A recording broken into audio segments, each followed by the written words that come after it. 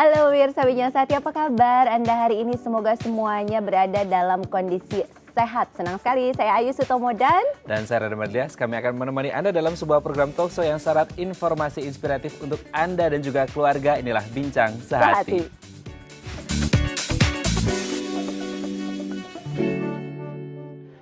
Ya, ini Ayu dan juga pemirsa, ini kalau kita lihat saat ini dunia, tidak hanya Indonesia, ini tengah digegerkan dengan virus COVID-19.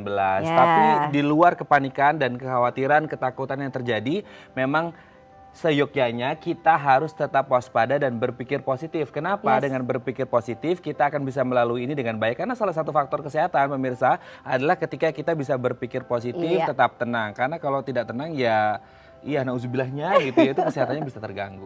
Betul sekali, penting sekali dalam situasi seperti ini untuk mempertahankan bagaimana kita bisa berpikiran positif supaya daya tahan tubuh juga lebih kuat. Nah makanya topik itulah yang akan kita angkat di Bincang Sehati kali ini, yaitu tentang tetap tenang di saat pandemik. Untuk Anda pemirsa di rumah yang punya pertanyaan seputar topik ini, Anda bisa menyapa kami di Instagram @bincangsehatidaytv atau Anda bisa menghubungi kami di 021 2903 2644. Dan untuk membahas topik ini pemirsa sudah bersama kita tersambung kali via ini ya. Skype ya. Ini ada Dr. Andri SPKJ, spesialis kedokteran jiwa dari Omni Hospitals Alam Sutra. Selamat pagi Dok. Halo dokter. Apa kabar? Pagi, apa kabar semuanya? Baik dokter, alhamdulillah, terima kasih. Dok, hari ini kita membahas tentang tetap tenang dan tidak panik di saat pandemik seperti ini dok. Sebetulnya kalau kita berbicara mengenai tetap tenang, itu kan bisa tenang kalau kita punya pikiran yang positif dok. Nah membahas sedikit tentang berpikir positif ini dok. Kenapa sih sebetulnya atau apa yang dimaksud dengan pikiran yang positif itu yang bagaimana sih sebetulnya dok?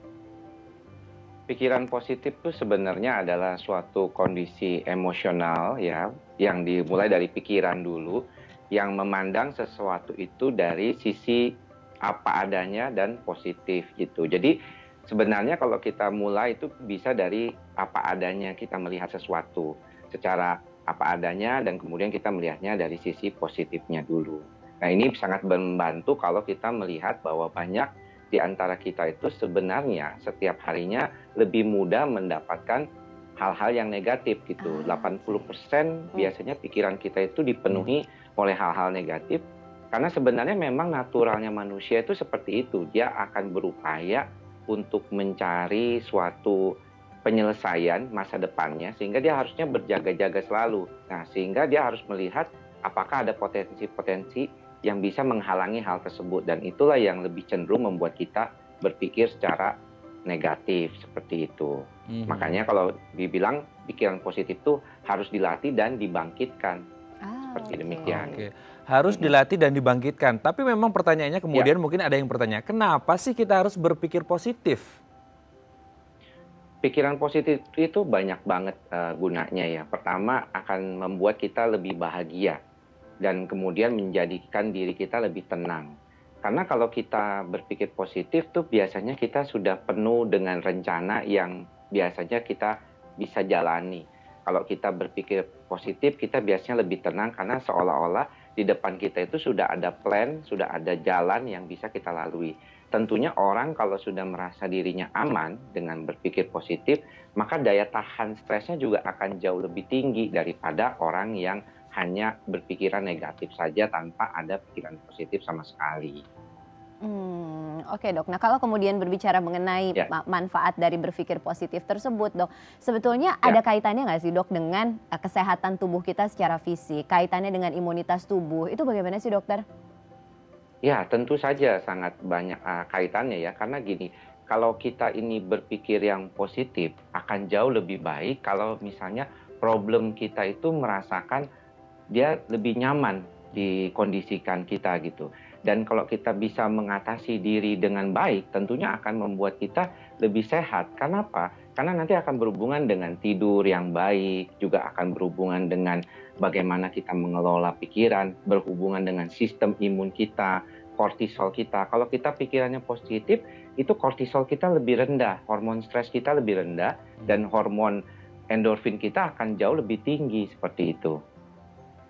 Oke, apakah juga nanti akan terlihat secara nyata itu di physical appearance-nya dok? Yang kelihatan mungkin entah matanya agak sayu atau kemudian lemas atau seperti apa? Nggak juga sih. Kadang-kadang kalau kita melihat orang yang berpikir negatif itu kebanyakan itu mungkin nggak kelihatan secara penampilan. Tetapi ketika kita berbicara dengan dia, ketika kita mengungkapkan keinginan ataupun ada harapan, biasanya mereka lebih cenderung suka mengatakan, ah nggak mungkin, ah jangan demikian, ah nanti bisa begini gitu. Jadi hal-hal yang seperti itu akan membuat ketidakstabilan gitu nantinya. Dan teman bicara juga tidak terlalu nyaman tentunya ke depannya.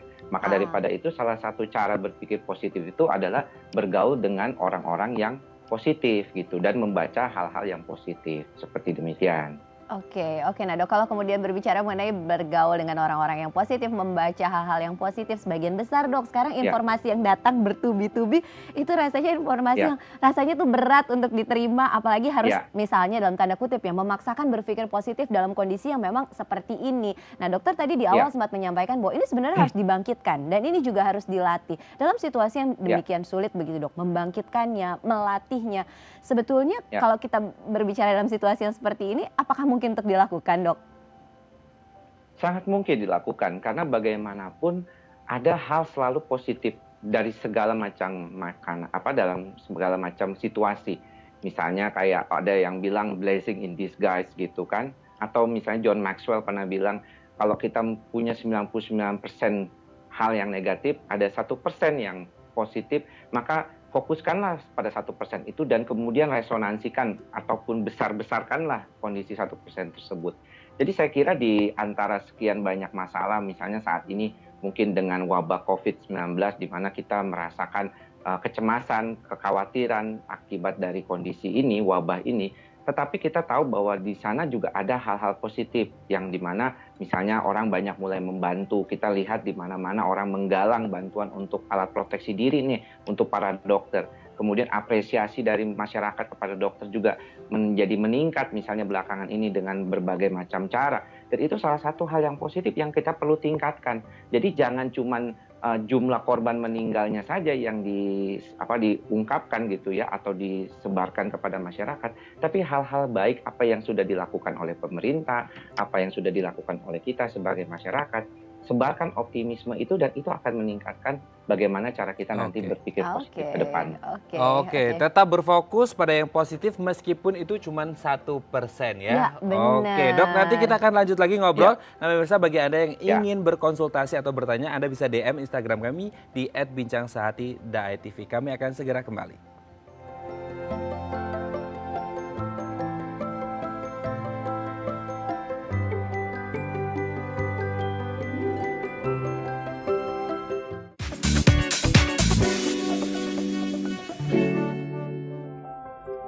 Pemirsa di Bincang Sehati dan kita masih membahas topik tentang tetap tenang di saat pandemi. Betul, jadi memang yang menjadi kunci utama kita selain memang kita harus menjaga imunitas tubuh adalah ada faktor atau indikator yang lain yang bisa meningkatkan imunitas tubuh kita. Berpikir positif. Jadi memang sudah diterapkan oleh banyak sekali orang, sudah bukti klinisnya pun sudah ada juga. Bahwasanya ketika kita bisa berpikir positif itu akan ngaruh ke imunitas tubuh kita, kekebalan tubuh kita. Jadi kita lebih santai. Bukan berarti tidak waspada, tetap waspada, tapi juga harus tetap tenang. Benar banget. Jadi bukan berarti berpikir positif kemudian malah menjadi lengah, jadi kemudian tidak peduli, kemudian mengabaikan anjuran-anjuran yang sudah diberikan baik oleh dokter ataupun pemerintah, tetapi tetap harus melakukan itu, namun tetap dijaga agar bisa melihat sisi positif dari sesuatu yang nyatanya terjadi gitu. Jadi nggak melebih-lebihkan pemikirannya. Berpikir positif bukan berarti lengah, tapi juga harus waspada. Nah, ini yang menjadi pertanyaan juga. Coba kita kembali lagi hubungi Dr. Andri, SPKJ spesialis kedokteran jiwa. Halo, dok. Halo.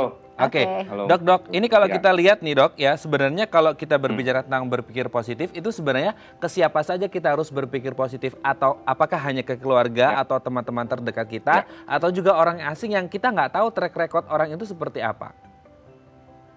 Ya, itu mungkin bukan seperti demikian. Kalau misalnya kita tadi misalnya semua saja dibikin positif misalnya gitu ya. Tapi yang paling penting kalau kita secara mekanisme di otak itu, ketika kita berpikir positif itu maka yang lebih dominan adalah otak neokorteks kita atau otak baru kita di depan ini, di prefrontal cortex namanya.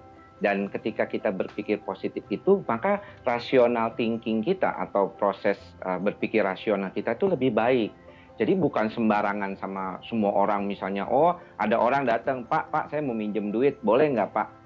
Oh saya berpikir positif, ya udah pasti saya kasih nih, orang nggak kenal sudah ada saya kasih misalnya 1 juta pinjam duit, ya nggak begitu. Artinya kita berpikir secara rasional juga terhadap hal-hal yang mungkin ada di dalam sekitar kita. Sehingga kalau demikian nanti ke depannya kita tahu nih, oh kita harus melakukan hal ini, bagaimana kita mengelola perasaan dan pikiran kita. Karena berpikir positif itu nanti baru awal. Nanti kemudian kita melakukan tindakan-tindakan positif yang berkaitan dengan hal tersebut gitu. Oke dok, kalau kemudian membuat agar bisa tetap waspada tetapi juga berpikiran positif atau mengaktifkan tadi si neokorteksnya itu dok, itu latihan-latihan yang bisa dilakukan apa Ya. sih dok? Sebenarnya latihan yang bisa dilakukan adalah ketika tadi saya bilang bahwa orang tuh kebanyakan naturalnya memang berpikir negatif. Jadi kalau dibilang, aduh saya pikirnya negatif terus dok, nggak masalah, itu memang naturalnya. Tapi kita bisa berpikir positif dengan cara melatih. Karena dasarnya itu melatih itu dari kayak otot gitu. Kita kan melatih otot kita tuh ya supaya lebih bagus gitu ya. Dan begitu, dengan cara apa? Pertama misalnya belajar untuk ada di sekitar lingkungan yang positif. Bagaimana kita bisa mengelola pikiran dan perasaan kita supaya kita berada terus di dalam lingkungan yang positif. Memasukkan lebih sering lagi pikiran-pikiran positif kepada diri kita gitu ya. Jadi membaca hal yang positif, melakukan hal-hal positif seperti itu. Kemudian yang ketiga, berolahraga. Kenapa? Karena berolahraga itu yang teratur salah satunya bisa meningkatkan sistem endorfin di dalam tubuh kita. Yang keempat, misalnya salah satunya lagi belajar untuk mindfulness, berpikir mindfulness. Bagaimana kita bisa mengurai perasaan dan pikiran kita agar mampu belajar untuk bisa menerima apa adanya. Dengan menerima apa adanya, maka kita akan bisa membantu diri kita menjadi lebih positif. Karena kita jadinya nggak terlalu berpikir atau berpuruk sangka gitu. Oh ya sudah, memang ini hal yang terjadi. Jadi keikhlasan itu juga salah satu dari cara berpikir positif. Oke, dok, ini kalau kita berbicara tentang berpikir positif, ada tidak sih dok kriteria atau indikator bahwasanya apa yang sudah kita lakukan dengan berpikir positif itu sudah sesuai koridor? Seandainya kalau kita berkata seperti itu kepada kita, seolah-olah kan kita jadi seperti membatasi ya, bahwa oh ini ada sesuatu yang sifatnya positif, oh ini ada sesuatu yang sifatnya negatif, nanti gimana nih, jangan-jangan saya salah masuk nih dari positif ke negatif. Tapi sebenarnya yang paling penting yang harus diperhatikan adalah bagaimana kita bisa mencoba menjaga dasarnya itu apa sih yang bisa kita lakukan supaya kita bisa berpikiran yang positif dengan keadaan itu gitu. Nah, yang paling penting tadi kita belajar terus dari mana-mana, dari berbagai sumber yang ada di setiap kita ketemu dengan berbagai konteks kehidupan kita. Makanya kan tadi saya bilang di awal, dari setiap apa yang terjadi di sekitar kita tuh selalu ada hal-hal positif yang bisa kita dapatkan seperti itu. Oke, jadi artinya kembali kepada individunya bagaimana untuk kemudian mengambil insight yang positif terhadap setiap situasi yang dihadapi begitu ya dok? Betul sekali. Oke, nah dok, kalau kemudian berbicara mengenai yang sekarang terjadi, pandemi yang sekarang gitu dok, COVID-19 ini, seringkali kita kan paparan informasi nggak bisa terbatasi gitu ya dok. Nah kalau kemudian Betul. saat-saat dalam kondisi yang seperti ini, kemudian kita memblokir informasi, tapi ada kekhawatiran juga nanti nggak update nih, itu menurut pandangan dokter seperti apa? Kita nggak harus membatasi juga. Kita berikan waktu misalnya 1 jam sehari saja untuk membaca atau menerima pemberitaan-pemberitaan terkait COVID-19 ini. Yang lainnya kita bisa lakukan juga kan. Banyak hal-hal yang kita bisa lakukan hanya selain daripada buka WhatsApp, buka media sosial atau misalnya TV maupun surat kabar gitu. Jadi yang paling penting kita lakukan adalah membagi waktu. Sehingga kalau kita bicara tentang 24 jam hidup kita kan nggak mungkin 24 jam kita masukin semua hal-hal yang berkaitan dengan COVID-19 ini kan. Gitu. Jadi kita bagaimana mengolah waktunya itu yang sebenarnya paling penting gitu, dan bagaimana mendapatkan informasi. Makanya saya tadi suka bilang gitu, harusnya kita juga menyebarkan informasi yang positif, misalnya kayak kemampuan kita mengelola COVID-19 ini, bagaimana pemerintah sudah berbuat yang terbaik, kemudian bagaimana peran masyarakat seperti itu. Yang kita tingkatkan gitu. Jadi bukan hanya hal-hal negatifnya saja. Oke, terima kasih Dok. Ini sudah berbagi informasi ke kita. Semoga kita semua terus sehat dan semoga ya pandemi COVID-19 ini segera usai. Tetap sehat terus Dok. Terima kasih. Salam untuk keluarga. Ya. Terima kasih dokter. Terima kasih juga. Sampai bertemu lagi. Sehat-sehat semua ya. Ya, amin. Terima kasih dokter. Oke, pemirsa. Harus menyebarkan informasi-informasi yang positif. Betul sekali. Nah, tadi kita sudah ngobrol dengan Dr. Andri